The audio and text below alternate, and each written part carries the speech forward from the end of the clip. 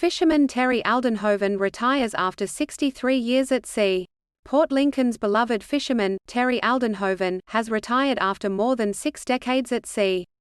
The 78-year-old skippered a tuna boat for most of his career and has clocked up 50 years in the tuna industry. Aldenhoven will spend his first summer on land after 63 years of fishing, although he plans to continue catching fish in a smaller boat. The sea has been his life since he was a child, and he likened his love for it to having seawater in his veins. He was raised on South Australia's Yorke Peninsula and started fishing professionally at the age of 15. Title: Meet Uncle Norm Clark, helping First Nations people get their L plates for over 20 years.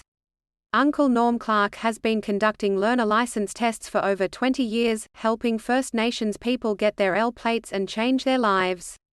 He is the only person outside of Queensland Police and the Department of Transport and Main Roads that can issue learner licenses in the state. Uncle Norm believes that a license is more than just driving, it's about self-empowerment and creating opportunities for a better future. Working with Murray's on the Move, he aims to bring testing to remote Indigenous communities. Uncle Norm has changed thousands of lives by giving the gift of a license. Title: Rising cost of living affects cafes as they warn about increasing prices. Cafes and hospitality businesses are struggling with the cost of living pressures, causing them to increase prices, reduce trading hours, and consider scrapping loyalty perks. Small business owners, such as Rod Ayton, owner of Bean Station Cafe in Wodonga, are worried about the increasing costs of gas, electricity, bills, and food, causing them to balance the costs. Ayton increased the cost of a cup of coffee for the first time in 2 years and is considering what else can be cut or adjusted. Cafe owners are also considering scrapping free loyalty coffees and increasing prices, as the cost of living crisis causes more small businesses to close. Parasitic roundworm discovery boosts biological battle against tree-killing wasp.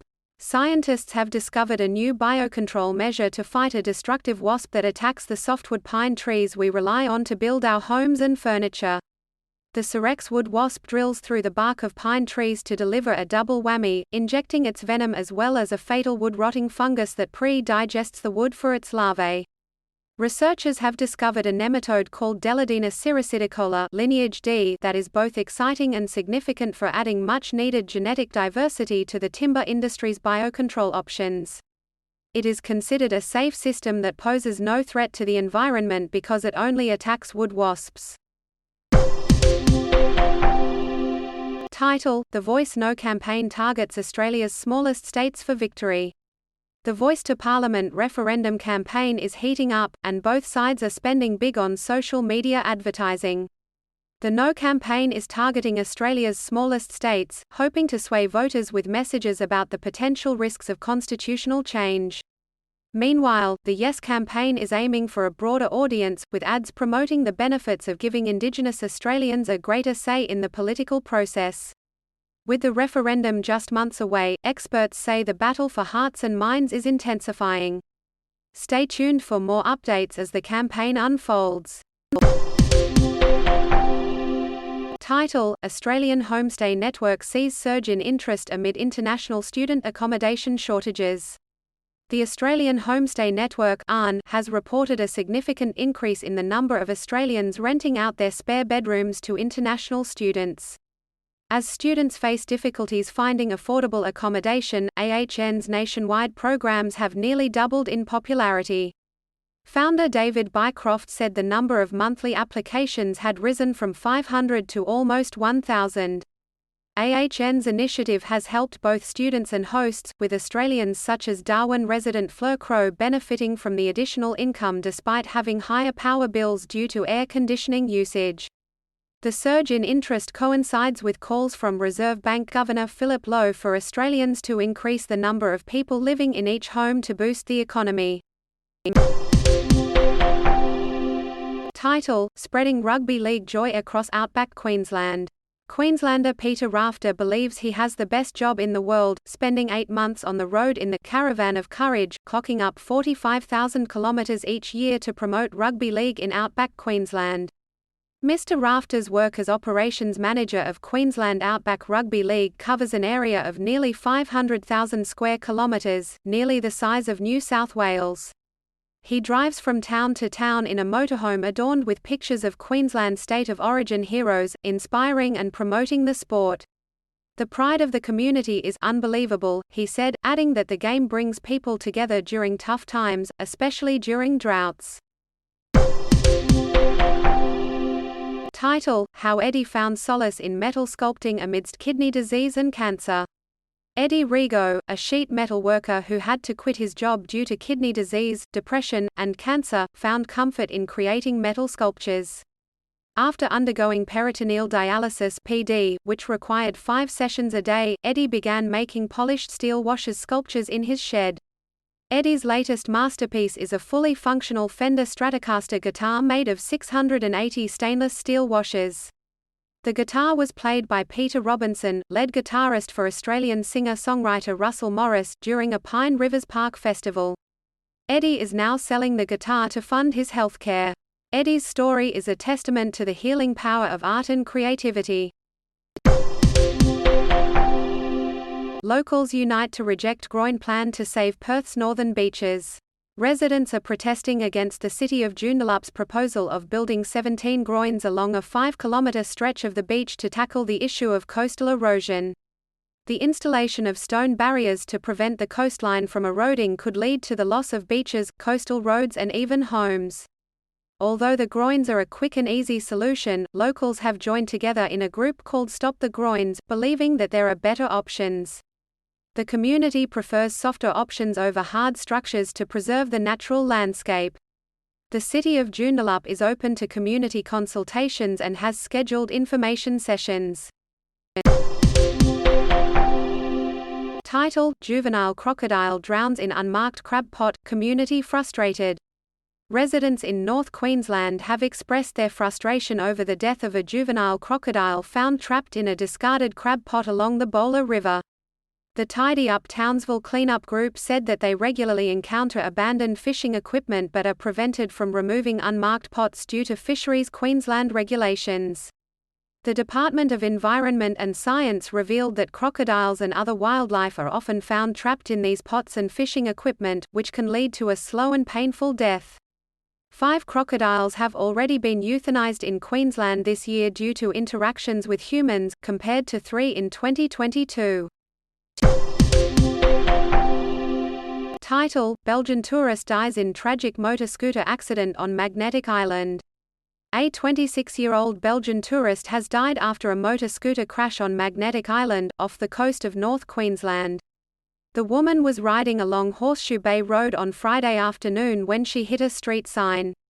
Despite the efforts of passers-by, she died later that night in Townsville University Hospital.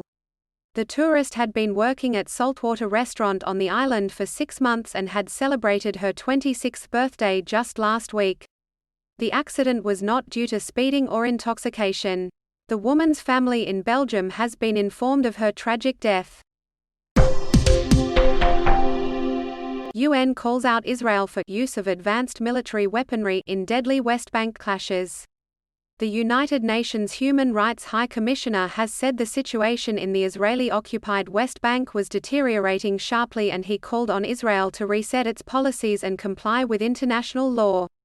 Violence has surged in the West Bank, where the Israeli military has for over a year been conducting regular sweeps leading to repeated clashes with Palestinian fighters. Israeli settlers have also been involved in clashes. This week's violence in the occupied West Bank risks spiraling out of control, fueled by strident political rhetoric, and an escalation in the use of advanced military weaponry by Israel, Volker Turk said via a spokesperson at a UN briefing in Geneva. Palestine. No direct evidence COVID started in Wuhan lab, US report finds. The Office of the Director of National Intelligence (ODNI) released a report stating that U.S. intelligence agencies have found no direct evidence that the COVID-19 pandemic came from an incident at China's Wuhan Institute of Virology. The report, however, did not rule out the possibility that the virus originated from a laboratory leak and could not determine the pandemic's origins. The ODNI report argued that extensive work had been done on coronaviruses at the Wuhan Institute of Virology but found no evidence of any specific incident that could have caused the outbreak. The report has angered some Republicans and researchers who argued that the U.S. is not being forthcoming. Title: New South Wales Liberals outline plan to win back government by 2027. The New South Wales Liberal leader has revealed his plan to renew the party and regain government at the 2027 state election. At the party's first meeting since the March election, Liberal leader Mark Speakman vowed to renew the party's organisational wing and strengthen its relationship with the community. He said the party would identify a pool of potential candidates, including women, young people, and representatives from diverse backgrounds. Key to the party's renewal was respect, Mr. Speakman said. Many Liberals blamed the party's failure to pre-select appropriate candidates for the loss in March. The Liberals lost a string of key seats in Western Sydney, allowing Labor to return to government after 12 years in opposition. Federal Deputy Liberal leader Sussan Ley reiterated the party's opposition to the Voice to Parliament, saying it would do nothing to close the gap on Indigenous disadvantage. Title: Phone app helps police intercept allegedly stolen ute. A man in Adelaide Hills assisted the police in tracking his stolen ute using a phone app. The app enabled the owner to give live updates on the location and speed of the vehicle. The police used a helicopter to track the vehicle, spiking its tires and intercepting it before it could cause any harm. The driver, age 30, and his female passenger were arrested and charged with illegal use of a motor vehicle. The driver was also charged with dangerous driving to escape police pursuit. Thankfully, no one was injured during the incident.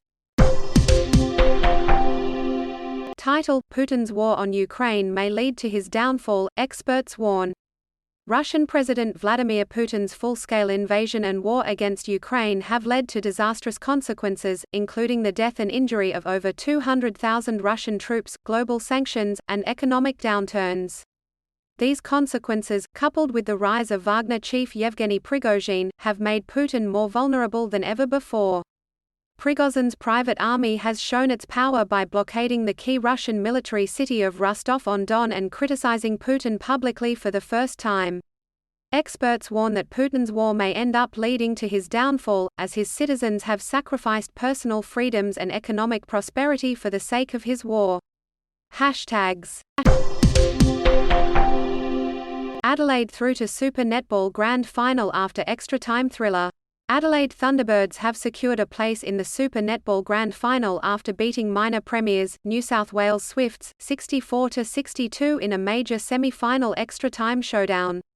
The Thunderbirds staged a remarkable comeback, trailing by 7 on 12 separate occasions in the second half and 5 at three-quarter time before levelling the game. The lead changed hands several times in the fourth quarter Power 5 period, and the game was forced into extra time when both teams scored 15 goals each. Thunderbirds will now face the winner of Sunday's minor semi-final between West Coast Fever and Melbourne Vixens in the preliminary final next weekend.